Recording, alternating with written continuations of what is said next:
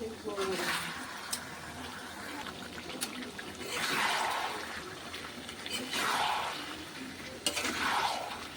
Chicken আমাদের দোকানে।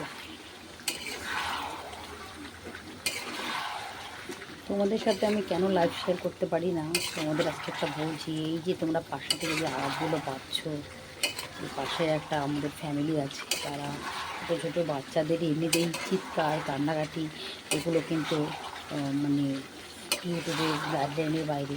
তারপরে হচ্ছে যদি গালাগালিটা করে, গালাগালিটা তো আরও আইনের বিরুদ্ধে। তার জন্য আমি হঠাৎ করে লাইভ করাটা বন্ধ করে দিয়েছি। তাই আমি এখন তোমাদের সাথে প্রত্যেকদিন আমি কী রান্না করছি না করছি সেটাই তোমাদের সাথে আমি শেয়ার করবো। চলো বন্ধুরা, সবাইকে সবসময় চ্যানেলে সবাইকে ওয়েলকাম। প্লিজ, আমি আজকে রান্না করছি আমাদের জন্য সগুনা চিকেন কষা। চলো সব কিছু ভালো করে আগে, যদি তোমরা চিকেন শর্টকাটে রান্না করতে চাও, একটু আলু দিয়ে চিকেন দিয়ে একবারে কষাবে যতক্ষণ না তেল ছাড়ে। চলো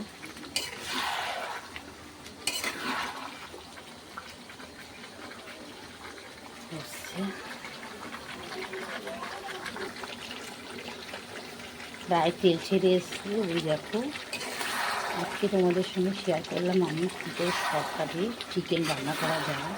ধরো অনেক হাতে তোমার একটু টাইম নেই, তুমি কোথার থেকে এসেছো, তখন কী করবে, শুকনো লঙ্কা তেজপাতা আর পেঁয়াজ একটু ভাজি ভাজি করে নিয়ে তারপরে আলুটাকে ভেজে নেবে, নিয়ে একবারে আলু দিয়ে চিকেন দিয়ে একবারে কষাবে। কষালে কী হবে, আলুটাও সেদ্ধ হয়ে যাবে আর মাংসটাও প্রায় কষে যাবে। তখন যদি তোমার বাচ্চারা যদি বলে যে মাম্মাম 1 পিস মাংস দাও, তখন কিন্তু তুমি আলু সমেত 1 পিস মাংস বাচ্চাদের দিতে পারবে। এই তাই না বন্ধুরা? এই অনেকে কী করে, কষানোর পরে আলু দিয়ে ঢাকা দেয়।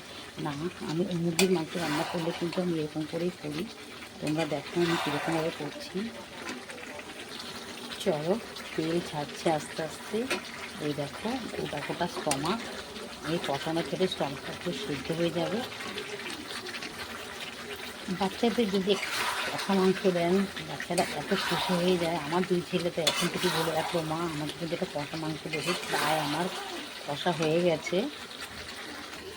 আর এই শসা কেটে রেখেছি, এই যে শসা টমেটো পেঁয়াজটা কাটিনি, পরে কাটবো।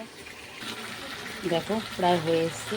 এই যে আলু পুরো সেদ্ধ হয়ে গেছে। এই যে পরে তোমাদের দেখিয়ে দিই, এই দেখো আলু পুরো সেদ্ধ হয়ে গেছে। এই যে দেখেছো, এই যে আলু পুরো সেদ্ধ হয়ে গেছে। মানে জল দিয়ে দেবো, তার মানে হয়ে গেছে। আলুটা যখন ভেঙে গেছে তার মানে হয়ে গেছে।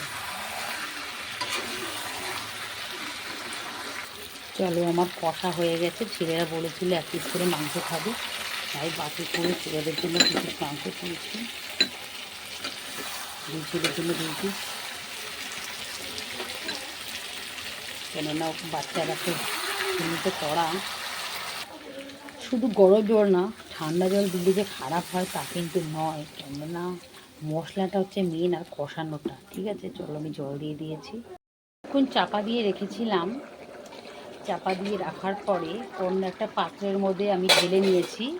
এবার আমি কোন গরম মশলাটার জন্য মাংসটা সুস্বাদু হবে চলো তোমাদের সাথে শেয়ার করি। আমি এই মশলাটা ব্যবহার করি। এই যে মশলাটা দেখো তোমরা, মশলাটা, এই মশলাটা, এই গরম মশলাটা খুব ভালো।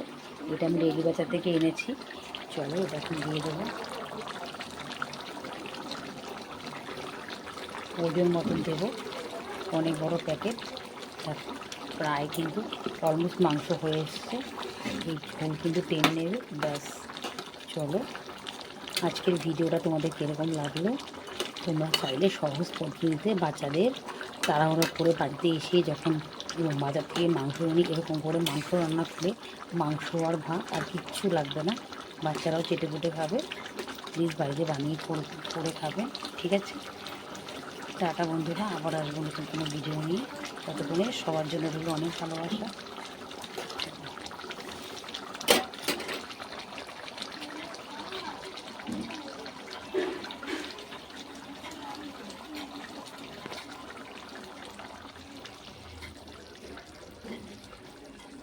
চলো ছোটো ছোটো